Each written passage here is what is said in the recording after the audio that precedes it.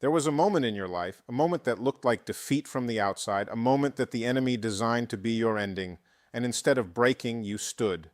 You did not have perfect faith. You did not have perfect words.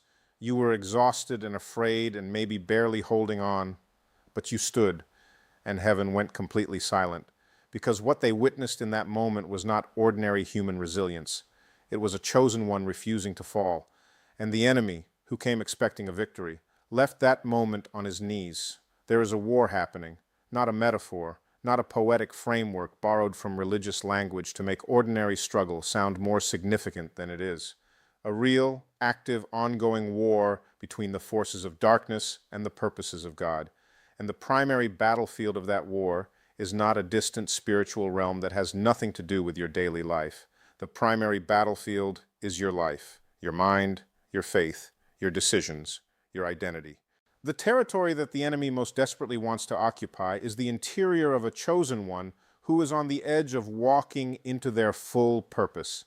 And you have been in that war, not as a spectator, not as someone standing on the sidelines watching the conflict from a safe distance, as someone in the middle of it, as someone who has taken real hits, real losses, real pain, real seasons of darkness that felt like they might not end, and who has, through all of it, refused to surrender the most important thing, your faith.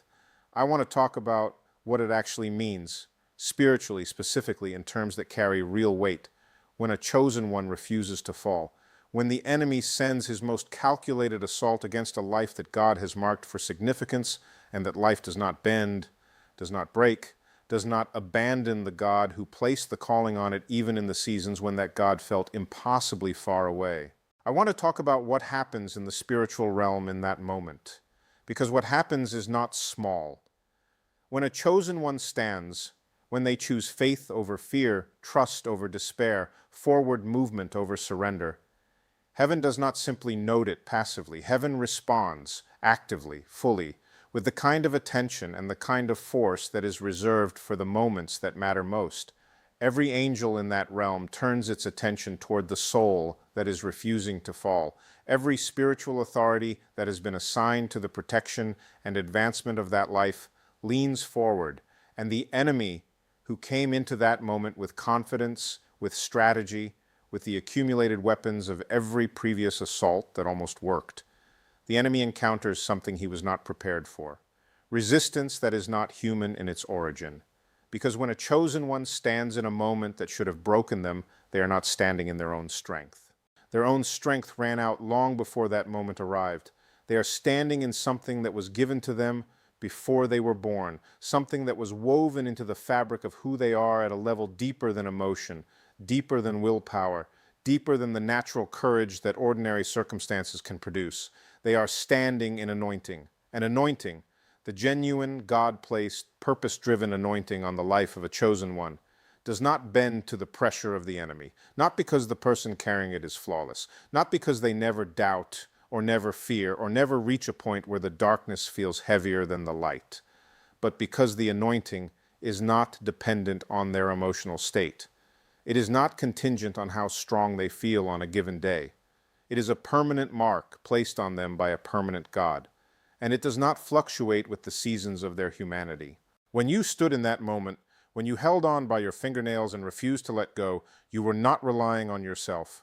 You were relying on what God placed in you, and the enemy knelt, not willingly, not gladly, not in worship of you or in recognition of any achievement on your part.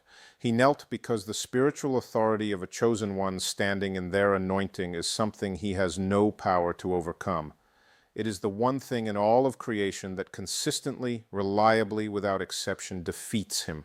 Not strategy, not argument, not the absence of fear. Simply this: a person chosen by God, marked by God, walking in the purpose of God, standing, just standing, and heaven watched. Now I want to take you deeper into what this means for the season you are currently in, because the fact that you made the devil kneel is not just a past victory to celebrate, it is a present reality with enormous implications for everything that is ahead of you. Let me explain. In the spiritual world, every battle has a record. Every moment of resistance, every refusal to surrender, every time a chosen one stood when the enemy expected them to fall, all of it is recorded. not only in the mind of God, who sees everything and forgets nothing, but in the understanding of the enemy himself. And that record changes the nature of every subsequent engagement. When the enemy looks at your life right now, when he assesses the territory he is trying to occupy and the person he is trying to defeat, he is not looking at you fresh. He is looking at you with the full knowledge of every battle you survived, every moment he thought he had you and discovered he did not, every strategy he deployed against you that ultimately produced the opposite of what he intended, because God took the thing that was meant to destroy you and used it to develop you instead. He knows your history, and your history is a testimony against him. This is why the enemy's attacks on you in this season look different from the attacks of earlier seasons. He is not coming at you with the same weapons he used when you were younger, when your faith was less developed, when your identity was less settled. He is coming at you with more sophisticated tools, more subtle strategies, things designed not to destroy your faith outright, because he has learned that outright assault does not work with you, but to erode it, slowly, quietly, through discouragement that accumulates rather than strikes, through weariness that builds rather than breaks, through the patient, persistent whisper that says, "Look how long you have been standing. Look how tired you are. Look how little has changed despite everything you have given. How long can you keep doing this?" That whisper is his most powerful current weapon against you, and I need you to recognize it for what it is. It is not wisdom. It is not honest assessment of your situation. It is not God giving you a realistic evaluation of what is possible for your life. It is the enemy who has tried everything else, now trying to use your own fatigue against you, trying to make your exhaustion feel like evidence, trying to turn the weight of your faithfulness into a reason to stop being faithful. Do not let him, because here is the truth about where you are right now in the spiritual geography of your life. You are not in the middle of the battle. You are at the end of it. The weariness you feel, the bone-deep, soul-tired, "I am not sure how much longer I can do this" weariness, is not evidence that the battle is endless. It is evidence that the battle has been long, and you have fought it faithfully, and you are approaching the moment where the fighting gives way to something you have never fully experienced before. Victory that is visible.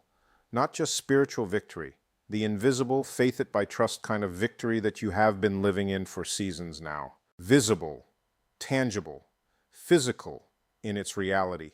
The kind of victory that manifests in the natural world and makes the people around you, the ones who watched you go through the long season, stand in front of what God has done in your life and have no explanation for it other than God. That victory is on the other side of this final stretch, and the enemy knows it, which is why the attacks feel heavier right now, not lighter, which is why the discouragement has been more persistent, not less, which is why the whispers of giving up have been louder in this season than in some of the earlier ones. He is desperate. A desperate enemy is not a more powerful enemy, but he is a more aggressive one, and a chosen one who understands that the aggression of the current attack is actually a sign of their own proximity to breakthrough. That understanding changes everything about how they move through the final stretch. You are not losing. You are close. Now I want to talk about what heaven saw when you stood, because this is the part of the message that I need you to carry with you, not just as an encouragement, but as a deep, settled, frequently revisited truth about who you are. Heaven watched you go through the thing that almost broke you, not from a distance, not with the detached observation of someone watching something happen to someone else from a place of safety. God was in every moment of what you endured, present, attending, intimately aware of every detail, the specific weight of it, the specific fear, the specific places where the darkness pressed hardest against the places in you that were most vulnerable. He saw you in the middle of the night when nobody else was awake, and the weight of everything was at its most crushing, and you did not know how to pray anything except the wordless cry of a soul that has reached the end of itself. He heard that. He was in that room. He was closer to you in that moment than the air you were breathing. He saw you choose in the morning to get up again, to put one foot in front of the other, even when every part of you wanted to stay down. He saw the effort that choice cost you, the specific, daily, grinding effort of continuing to move forward in a season where forward movement produced no visible reward. He saw the faith that lived inside that effort. Small, yes. Pressed, yes, but real. Alive, refusing to die. and he was moved by it. The God of the universe, the one who spoke galaxies into existence, who holds the weight of all of creation in the word of his power, was moved by the faith of a tired, pressed, barely holding on human being who refused to let go of him.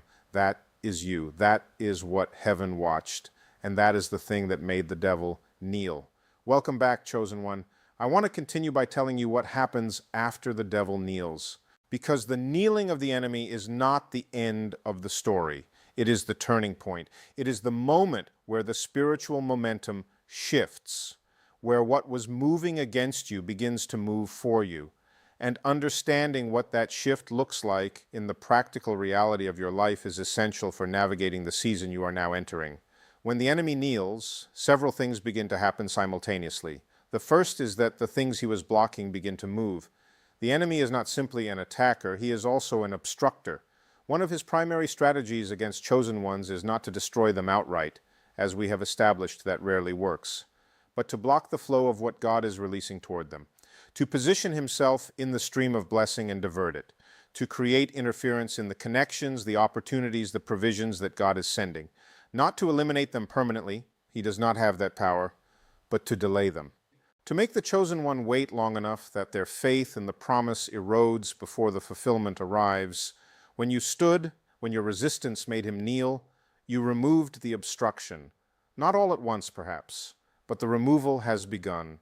And what you are going to begin experiencing in the coming days and weeks is the unmistakable sense of things beginning to move that have been stuck, connections that were stalled beginning to progress, doors that were firmly closed beginning to show movement, provisions that seemed to have been indefinitely delayed beginning to materialize. Resources, relationships, opportunities, all of the things that the enemy had been working to divert from your path, beginning to find their way back to you. This is not your imagination. This is the spiritual consequence of the devil kneeling. The second thing that happens is that your authority increases. This is a principle that most people in the spiritual world do not talk about enough. The authority of a chosen one is not static. It is not fixed at a level that was assigned at birth and never changes. It grows, it develops, it increases through every season of testing that is endured faithfully, through every battle that is fought and not surrendered, through every moment of standing when falling would have been easier. And here is why that matters practically. The increased authority that you now carry as a result of what you have been through is not just a spiritual credential. It is a functional reality that changes what you are able to do, who you are able to help, what kind of impact you are now capable of having. The gifts and callings that God placed inside you before you were born have always been present, but the authority to fully operate them, the capacity to carry them at the level they were designed to function, that has been developing through your seasons of battle. You are now carrying more authority than you have ever carried before. And you are going to begin to feel it, not as arrogance, not as a puffed-up sense of superiority over the people around you, as a quiet, settled, grounded confidence, a knowing that you have been through the fire and have not burned, a freedom to walk into situations that would previously have intimidated you, a readiness to speak, to act, to move in your purpose without the paralysis of self-doubt that the enemy has been using to keep you small. The third thing that happens when the devil kneels is that the testimony is released. Your story, what you have been through, what you endured, what you refused to surrender, becomes a weapon of the most powerful kind, not in your hands, in God's. He takes the testimony of your faithfulness and he uses it to reach people who are in the middle of the exact battle you just came through. People who are at the moment you were at and the most desperate, most pressed, most about to give up moment, and who need to hear from someone who was exactly there and did not fall, that someone is you. And God is preparing to use your story in ways that will surprise you. Not necessarily from a stage or a platform or in a context that feels grand, sometimes in the most ordinary, quiet, unscripted moments of daily life, a conversation with someone who is struggling, a word spoken at exactly the right moment to exactly the right person, a presence that carries something, the specific, earned, paid-for quality of someone who has genuinely been through darkness and come out the other side, that no amount of theological education or ministerial training can manufacture. Your story has power, not despite what you went through, because of it. Now I want to speak to you about the identity that you carry on the other side of this battle. Because one of the most important things that happens when a chosen one makes the devil kneel is a transformation in how they see themselves. And that transformation is one of the most significant gifts that the difficult season produces. Before the battle, your identity was something you held in faith. You believed you were chosen. You believed you were called. You believed that God had placed something significant inside you. But that belief was theoretical, in the way that all untested beliefs are theoretical. It had not yet been proven by fire. Now it has. You know things about yourself now that you could not have known before the battle. You know the depth of your own resilience, not because someone told you that you were resilient, but because you lived through the evidence of it. You know the reality of your own faith, not as a theological concept, but as a lived, functional, demonstrated under pressure reality. You know what you are capable of surviving. You know what you are capable of enduring. And you know with a certainty that nothing in the future will be able to take from you that the God you serve is real, not because the circumstances were easy, because he was faithful when they were not. That knowledge, earned in the fire, proven in the battle, written into the very cells of your lived experience, is the foundation on which everything that comes next is going to be built. And it is the most solid foundation that exists, not built on feelings that fluctuate or circumstances that change or the opinions of people who were not in the room when you went through what you went through, built on the testimony of a God who showed up, who was faithful, who held you when you could not hold yourself. Nothing can shake a foundation like that. Now let me give you the word that heaven specifically wanted to release through this message today. The word that is not general encouragement but specific declaration over the life of the chosen one who has been through the battle and is standing on the other side of it. You are dangerous now, not to people, not in any way that produces harm or division or destruction, dangerous to the darkness, dangerous to the enemy and every strategy he deploys, dangerous to the systems and structures and patterns of this world that operate by keeping people small, keeping people afraid, keeping people convinced that their circumstances are their ceiling. Because a chosen one who has been through the fire and not burned, who has stood in the darkness and not fallen, who has made the devil kneel, that person carries something that cannot be manufactured, cannot be imitated, cannot be taken away. They carry the testimony, the lived, proven, unshakable evidence that God is faithful, that faith works, that standing is possible even when everything says fall. And testimonies are the most powerful thing in the universe. They are the weapon that overcomes the enemy by the blood of the Lamb and by the word of testimony, not by argument, not by strategy, by story, by the simple, devastating, undeniable truth of I was there. It was that dark, and God was faithful. That is your weapon now. Carry it, use it, and know that every time you tell that story, every time you open your mouth and let the testimony of what God brought you through reach the ears of someone who is in the middle of their own darkness, the devil kneels again, and again, and again. Because the battle you won was not just for you, it was for everyone whose breakthrough is connected to your testimony. It was for the person who will hear your story and decide not to give up. It was for the life that will be changed because you were willing to speak honestly about the darkness and about the God who was faithful in it. Every chosen one who stands in their battle is standing for more than themselves. You always were. And now, on this side of the battle, with the testimony in your hands and the authority in your spirit and the enemy behind you on his knees, it is time to walk forward into every single thing that God prepared for you before the foundation of the world.